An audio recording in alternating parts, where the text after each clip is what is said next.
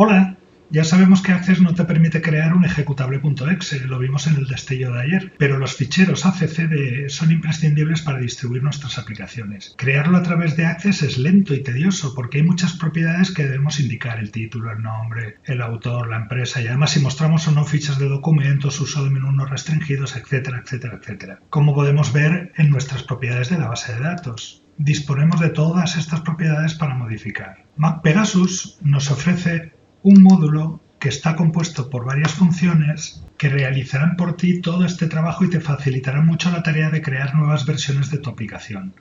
En el ejemplo hemos puesto un formulario en blanco con un botón. En las aplicaciones que yo realizo lo tengo en un botón de la Ribbon que solo se muestra si la base de datos no es de producción. Es decir, el usuario no va a ver el botón, pero el programador lo tiene a mano para usarlo en cualquier momento. Vamos a ver el código. En primer lugar, crea una copia de la base de datos y lo hace un fichero al que llama temp o tmp en este caso. Para hacerlo utiliza la función kbcopyfile, una función que no está escrita por él, que desconocemos el autor, pero que nos permite hacer una copia del fichero. Acto seguido, una vez creado, llama a la función que realmente va a cambiar las propiedades de la base de datos.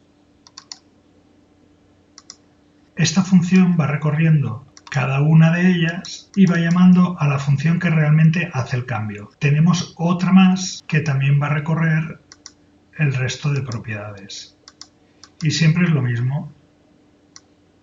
Llama a la función 2 y la cambia. Ambas funciones seleccionan la propiedad que necesitamos cambiar y llaman a la función que realiza los cambios, pasándole como último argumento si queremos o no que esa propiedad esté activa. Cuando lo incorpores a tu programa o hagas un test, es posible que te salten algunos errores por la Ribbon, el formulario de inicio, pero la aplicación seguirá y creará de todas formas el fichero CCDE. Evidentemente deberás pulir esos errores para que todo funcione perfectamente. ¿Estamos seguros de que te resultará útil en tus desarrollos? Nos vemos pronto.